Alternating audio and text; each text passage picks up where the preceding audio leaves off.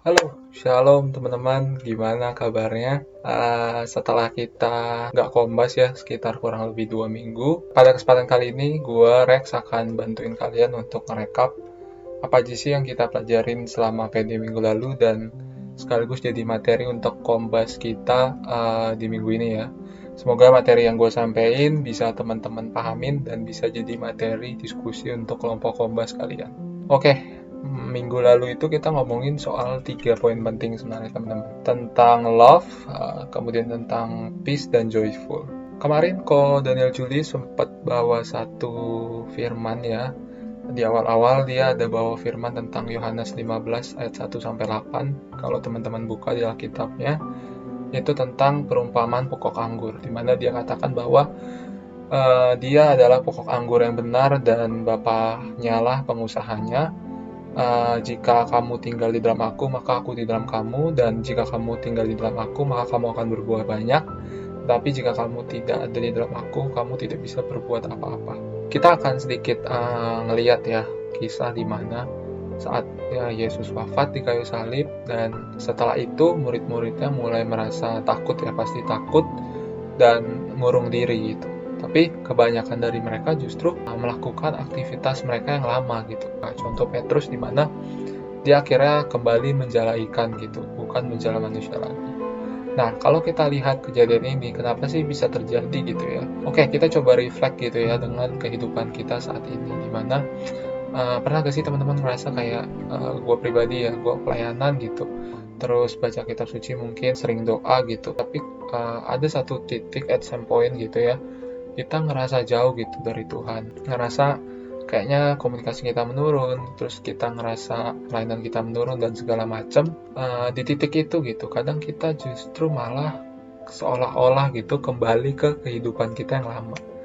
Dalam artian kita pasti punya satu dosa pokok dong teman-teman, dosa yang mungkin hanya kita dan Tuhan yang tahu kan, dan ketika kita jauh gitu sama Tuhan, kita cenderung untuk ngelakuin dosa itu lagi. Kita coba lihat apa sih yang membuat kita seperti itu gitu. Ya kalau kita mau refleksikan ya karena kita mungkin belum cukup kuat gitu. Kita belum nyatu, kita belum masuk ke dalam pokok anggur yang benar ya, di mana Yesus itu sendiri ya.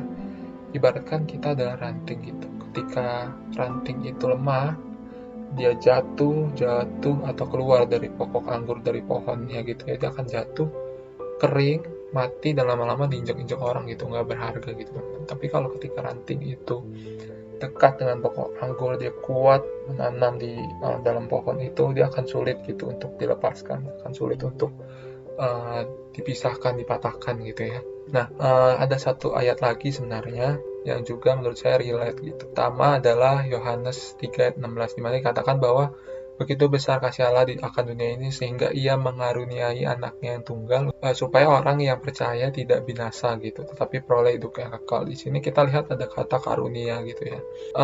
Kemarin kalau Daniel Julius juga ada sempat singgung tentang kasih, bahwa ketika kita mengasihi, biasa kita akan memberi gitu teman-teman. Di ayat ini dikatakan bahwa Allah begitu mengasihi manusia sehingga dia mengirimkan, dia mengkaruniakan gitu ya.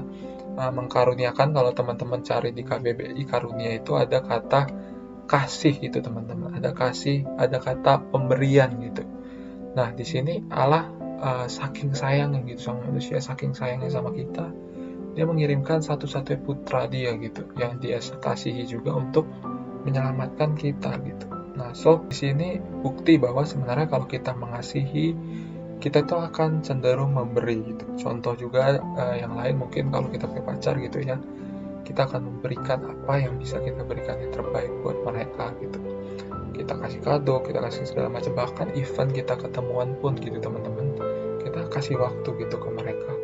Hal yang mungkin nggak akan bisa kita kasih, nggak bakal bisa kita tarik balik gitu, waktu gitu ya. Itu penting banget teman-teman. Itu yang pertama, itu tentang kasih. Kemudian yang kedua tentang damai gitu teman-teman ya. Ayat yang kita gunakan yaitu Matius 6 ayat 33, kalau teman-teman masih ingat di pertemuan minggu lalu gitu ya. Ko Daniel juga sempat singgung ayat ini, di mana dikatakan bahwa tetapi carilah dahulu kerajaan Allah dan kebenarannya, maka segala sesuatu semuanya akan ditambahkan gitu kepadamu. Kadang kita fokus banget sama hal-hal yang ada di duniawi gitu. Ya wajar ya, kita hidup pasti punya target, pasti punya sesuatu yang ingin kita capai gitu. Tapi cenderung kita punya target nih, kita punya target, kita capai, kita punya target lagi, kita punya target, kita capai, kita punya target lagi. Terus-terusan gitu. Capek gak sih teman-teman? Capek pasti ya. Kalau kita kayak gitu terus gitu, ya bagus sih kita punya target, capai, target, capai, target, capai. Tapi itu akan gitu ngelalahin gitu. Coba kita sedikit untuk selain capai target gitu ya, kita juga coba cari tahu gitu tentang kebenaran Tuhan, tentang kerajaan Tuhan, tentang hal-hal yang ingin Tuhan sampaikan kepada kita. Atau kita coba beri sesuatu yang bisa kita lakukan untuk Tuhan. Contoh pelayanan, dengan melayani kita membantu orang, dan percaya deh, menurut gue ya, pengalaman pribadi gue gitu. Ketika kita berusaha untuk memberi, kita berusaha untuk mengasihi orang lain, menyebarkan cinta Tuhan gitu ya, kita akan dicukupkan gitu teman-teman. Mungkin gak mulus gitu, pelayanan pasti ada up, ada down, tapi percaya deh, Tuhan tuh gak pernah ninggalin kita. Dalam artian, mau kita lagi up-upnya, lagi set a peak gitu ya, atau kita lagi turun banget ke bawah, down banget, decrease gitu ya, Tuhan tuh selalu ada sebenarnya untuk kita. Dan apapun selama pelayanan gitu ya, selama yang gue rasain sama gue pelayanan, apapun yang gue butuhkan rata-rata akan dicukupkan gitu oleh Tuhan. So, lebih ngerasa damai gak sih kayak gitu? Sebenarnya lebih ngerasa tenang gak sih kayak gitu? Kayak, ya gue udah ngelakuin semuanya, gue percaya dengan gue melakukan pelayanan, apapun yang gue butuhkan gitu, Tuhan akan sediakan gitu bagi gue. Ya even gak secara langsung ya, tetap harus ada usaha dari kita, tapi kayak segala jalan tuh dimuluskan gitu. Segala rencana-rencana tuh malah dipermudah gitu sama dia. Rezeki tuh ada terus gitu. Even kita lagi ada masalah dan segala macam, tetap ada. Nah, poin terakhir ya, yaitu tentang soal joy, soal sukacita. Kebahagiaan itu sebenarnya situasi teman-teman, tapi kalau sukacita itu pilihan. Jadi kita bisa milih untuk sukacita, bisa milih untuk enggak gitu. Tapi gue percaya ya, satu hal, gue pernah dengar satu kata-kata ini tentang being positive, it's not always happy every time, not always happy every time, but being positive is when you face a challenge or obstacle, you choose to seeing a positive things that you get from it gitu. Jadi sukacita juga ya, sukacita tuh pilihan. Even kita lagi ada di kondisi tersulit, kita bisa milih untuk kita di-spread kah, kita sedih, kecewa, atau kita memilih untuk sukacita ya. Kita coba jalanin dengan lapang dada, dengan ikhlas, dan dengan sukacita gitu. Dan gak jarang teman-teman kalau kita ngelakuin itu dengan sukacita, dengan happy gitu, kita malah bisa menemukan alasan gitu untuk terjadi masalah ini, dan cenderung kita belajar dari masalah-masalah ini. Kalau kita ngadepin dengan sukacita ya, itu akan malah kayak akan dibukakan jalan, dan mungkin kita akan lebih berpikir positif dan lebih gampang untuk solve problem itu gitu. So, kita harus percaya walaupun kita dalam keadaan sulit, kita mau sukacita gitu ya, kita pasti dimudahkan, dan Tuhan tuh selalu menyertai kita gitu dalam setiap kondisi kita.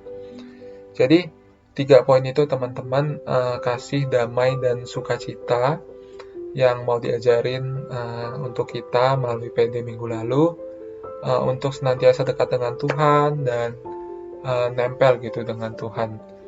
Yang penting kita harus bisa dengan kasih, dengan sukacita, dengan damai, kita akan semakin nempel dengan pokok anggur yang benar ini, Tuhan, yang senantiasa bersama kita, sehingga kita akan menjadi ranting yang kuat, dan kita bisa jadi ranting yang berbuah dan bermanfaat untuk orang lain. Karena orang-orang yang paling bermanfaat adalah orang-orang yang bisa berguna bagi orang lain, dan untuk berguna dari orang lain kita harus bisa berbuah banyak gitu teman-teman. So, itu aja materi untuk Kombas kali ini. So, selamat Kombas, dan semoga kalian dan teman-teman Kombas kalian bisa saling sharing mengenai topik ini, topik yang sangat menarik, dan bisa nambah pengetahuan satu sama lain dan sharing cerita kalian satu sama lain. So, thank you banget guys, dan see you